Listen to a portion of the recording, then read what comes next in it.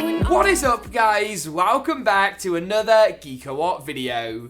In this video, I'm going to be building an awesome $600 budget gaming PC for 2022. Testing it out in some of the most popular titles later on. I'll be running you through all the components and popping this thing together step by step. For now though, let's go ahead and kick things off by taking a quick look at all of the components first up. Today's video has been kindly made possible by Mobo, a global peripheral brand who makes some awesome value peripherals. To celebrate the holiday season, we've partnered up to run a giveaway with 2 lucky winners. Each will receive a G943 gaming mouse, an XR mousepad, a KG965G gaming keyboard, and a 7.1 surround sound headset. As if that wasn't enough, they'll also be throwing in a £50 Green Man gaming voucher so you can buy some new titles to test your peripherals with. With 2 bundles to give away, there's double the chance to win. Check out Mobo and enter the giveaway at the first link in the description and the pinned comment below.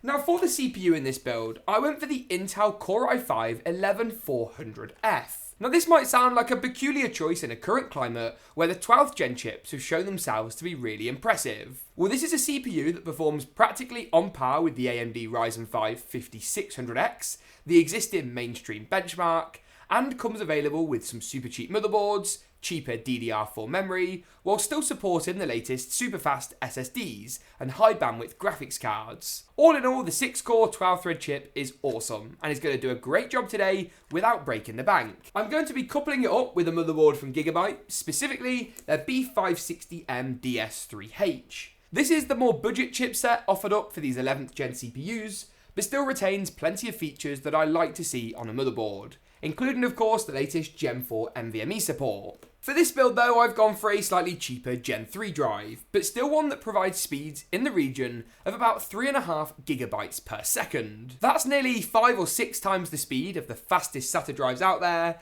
and coming in from Samsung, you know it's going to be super reliable and do a great job. While I'll talk about the GPU in a moment, all of the other components, including the SSD, have been designed to be future-proofed, allowing you to pop a slightly better graphics card in once stock and availability starts to ease more rapidly without experiencing any major bottlenecks. It's this same philosophy which was the justification behind the RAM for this system. 16 gigabytes and a 3600 MHz speed of Corsair's Vengeance RGB RT is going to work really well. This kit has a slightly acquired taste as far as design goes, with a 2-tone black and white aesthetic that won't be to everybody's liking. But thankfully the RS is a more neutral colour variant that also comes in at the same killer price point.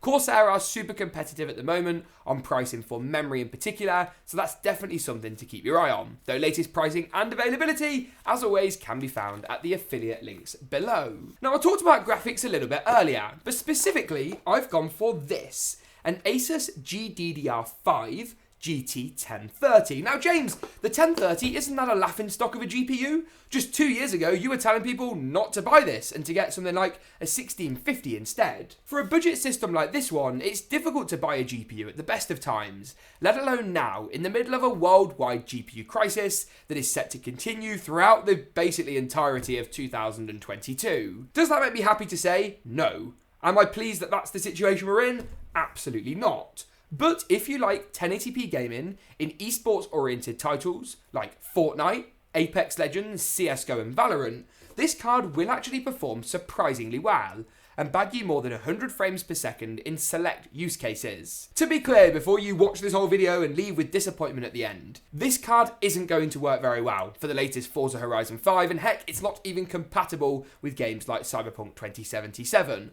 But if you're playing the right kind of games, it could work very well. So hold out for later in this content where we will look at performance in more detail and show you case by case where this GPU works well. As I say though, this system is all about upgrades, and our final 2 components, the CPU cooler and case, once again fit into that idea. The Cooler Master Hyper 212 RGB Black Edition might seem like a peculiar choice when our Intel chip just doesn't support overclocking. The problem is Intel's included stock cooler is really naff, and the $20 you'll spend here will not only keep your system quieter, looking better, but also performing better as well. it will stop the CPU thermal throttling, something which occurs when the CPU starts to run too hot and has to subsequently slow down. That is not what we want in a build like this. No bueno, no good. That really will impede our performance, and the 212 Black Edition saves us that headache for about $20-25. The whole system will be built inside of this, the aero-cooled quantum mesh, the final of our components today. Now this case is on the super uber budget end of the spectrum. I actually managed to pick this up with a mail-in rebate for like $29. What? So cheap. But it's got mesh on the front, it's got 3 included addressable RGB fans, and while it's got this weird chin that I'm not quite so sure about, it does have great airflow USB 3 and a tempered glass side panel, with support for longer GPUs as well, so that when you did want to upgrade in a year or 2 years time, you can absolutely do so. Now with any build, I think the easiest way to actually go ahead and put it together is to take our side panel off our case in order to prep it for installing the motherboard a little bit later. We shouldn't get too carried away though, as with any system you want to install as many components into the motherboard now as you possibly can. The more components installed out of the case means the less components installed in the case. That's a win. And the motherboard box itself actually makes for a great anti-static workstation to go ahead and start off the installation process. The CPU is first up. Now this video is going to be more tutorial based, so if you're a first time builder, this is the one for you, and if you built loads of systems, hang around because you're going to have some fun anyway. Locate the golden triangle on the CPU. For us, it's in this top corner just here, and then you want to match this up with the bottom left corner of your motherboard's CPU socket. Pull up your retention arm, and the socket lid will follow closely behind. I'll spin that round to give you guys a slightly better angle before going ahead and dropping the processor itself into place, returning your cover and fastening the arm. The black protective socket cover will then pop off nice and easily. Nothing you need to do here, and it's all dealt with. I think I'm going to install the memory next up, followed by our SSD and then the cooler, ticking off 4 or 5 components before the case has even got involved. Now, one great thing about B560, as opposed to say A320 from AMD, is you often get 4 RAM DIMM slots, perfect for dual channel memory, and once again, future upgrades. In this build, we're going to use the grey slots, so go ahead and take the clips on each end of the grey slots and push these back. Line up your memory, apply even pressure with your thumbs to each side, and push downwards. You'll get a satisfying click sound, and 16 gigs of dual channel RAM is in. There we go, the click was a bit delayed on that one. Now, as I mentioned earlier, we have gone for an M.2 SSD. A much better option than a SATA drive, and this board, really impressing me here, actually has 2 M.2 slots. For a system of this value, that's actually pretty extraordinary. One of the major advantages with NVMe SSDs is of course the fact you haven't got to go ahead and faff about with cables, power or data or anything like that. You can just go ahead and pop it into the top M.2 slot on the motherboard. You want to do this by just removing the M.2 standoff screw that comes pre-installed, but not the standoff itself. This will stay as it is. Then you want to go ahead and actually slide your drive into place. For this build, it actually goes in upside down, which is a bit weird, but it seems to work quite well. And it really is as simple as that. Screw it back down with the screw we just took out, and the M.2 drive is in. And we can move on to the cooler. Now, of course, the CPU cooler makes things a lot more complicated, especially for the first time builders out there who might be looking for just a little bit more guidance and reassurance that what they're doing is correct. Well, in this video, I'm going to try and talk you all through it. You want to go ahead and grab the back plate and switch it round to the side that almost looks like scaffolding. You'll then find yourself 2 kind of pointy outy bits on each corner of the back plate. One of these is for Intel and one is for AMD. We want the ones on the outer edge, so the ones furthest away from the center, and then you want to pop these silver screws through each corner. Once you've done this, you should have a backplate that somewhat looks like what I've got in my hand. Flip your motherboard around, drop the backplate through the 4 holes around the CPU on your motherboard that are there. You haven't got to reveal them, they are there from the start. And then go ahead and pick yourself up these things, a female to female screw adapter. These are going to screw onto each of the 4 silver posts on each corner around the CPU socket. Go one at a time, and that will not only fasten the backplate in to stop it going anywhere, but also provide us a basis of which we can go ahead and mount the cooler onto. All will become clear. We're then going to remove the fan from the Cooler Master cooler itself. We will put this back on later, but for now it will get in the way. You then want to go ahead and grab one of the brackets that looks a little something like this, fasten it onto your cooler like so, and then we'll use these to secure the cooler onto the motherboard. It really is super nice and easy, super simple. Remember, of course, to dab a thermal paste to make sure the thermal bond between your CPU and your cooler is strong. Once that's done, we can actually lay the case down for real this time in order to install the motherboard. Now to do this, you want to go ahead and grab the IO shield out the motherboard's box. You want to install this first of all. Higher end motherboards have them built in, but for a budget build like this one, we're going to have to do things the old-fashioned way. We're going to go manual and just click it into the rear of the case. For context, your audio port should be on the bottom, so that's the far right-hand side when looking at the case from the rear. That will form as a nice guide for us to go ahead and slide the motherboard in, which hopefully you can see nice and easily on our fancy overhead camera angle.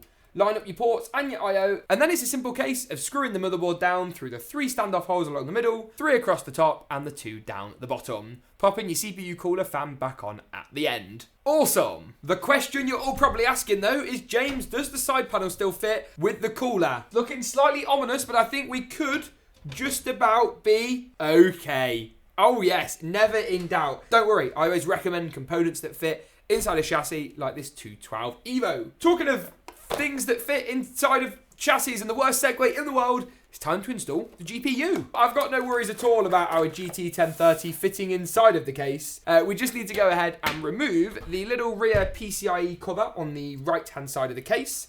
It uses a single screw, the same kind you'd use to install a power supply. So go ahead and remove that one, take off the doorway, and then spin your case around like so. Grab your graphics card, push back the retention clip on the PCIe slot, and slide the GPU into place. Or not, because it needs to go into the top slot on the rear of the case, something that is still installed. Normally graphics cards sit in slots 2 or 3, but in all honesty, it does depend on your motherboard. So for us, it should be a simple case of just snapping this one out. Cheaper cases, you just pull them out like this. More expensive ones, they will unscrew. And then we can try again, spinning our case round to install the GPU.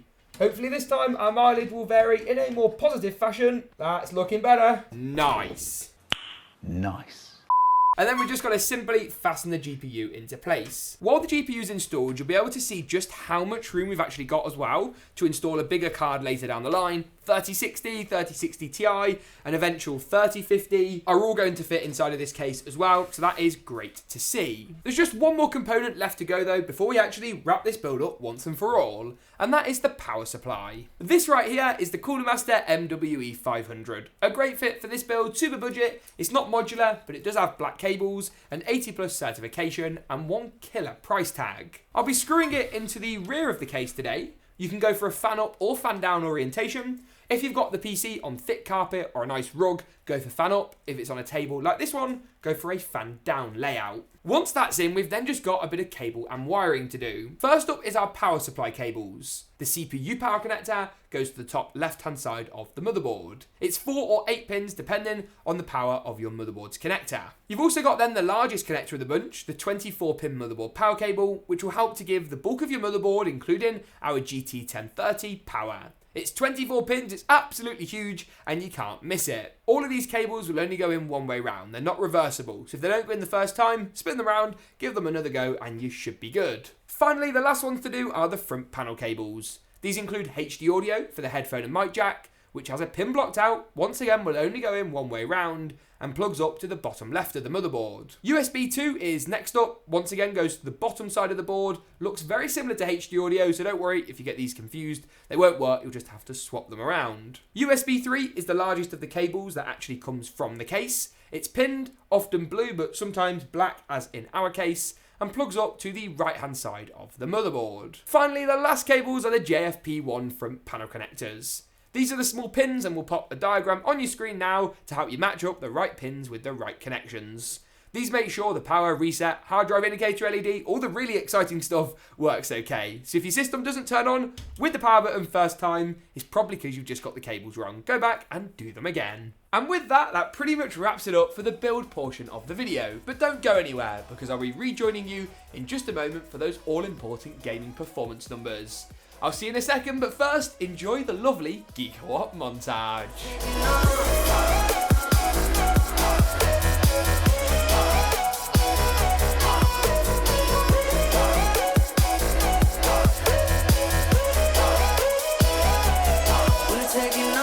When it comes to testing out the performance of the GT1030, something we're going to do now, it really depends on what kind of games you're looking to play. The best way to demonstrate this is to walk you through title by title. For example, in Grand Theft Auto 5 at 1080p with some of our settings tuned down to low, we managed to achieve 82 frames per second on average. with 78 and 72 for the 90 and 99th percentile results in the game's built-in benchmarking mode. So really some very playable numbers, and the game visually looked pretty good. Apex Legends at 1080p low is a slightly different story though. Here we struggled to break past the 40 frames per second mark on average. And although the frame rate was fairly consistent, these aren't FPS numbers that will be setting the world alight anytime soon. And if you're a competitive first-person gamer, probably not the title for you and the card for you. Thankfully though, a game like Valorant, which is next up, did give us some better mileage. 1080p medium settings yielded 182 frames per second.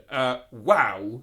The frame rates are also pretty consistent, 163 and 133 for the 90 and 99th percentiles. Fortnite, another game where actually the results weren't too bad. 1080p competitive settings, set everything tuned down to low, render distance set to far, gave us 50, 48 and 40 frames per second. Once again, really not some bad results here. In Overwatch at 1080p, once again the frame rate was pretty positive. 64 frames per second on average ticks the box where we're looking for at least 60 frames on average. You can't really expect much more than this from a $99 GPU, and once again, the mileage depends on the games you're looking to play. This is perhaps most evident in the final title, CSGO.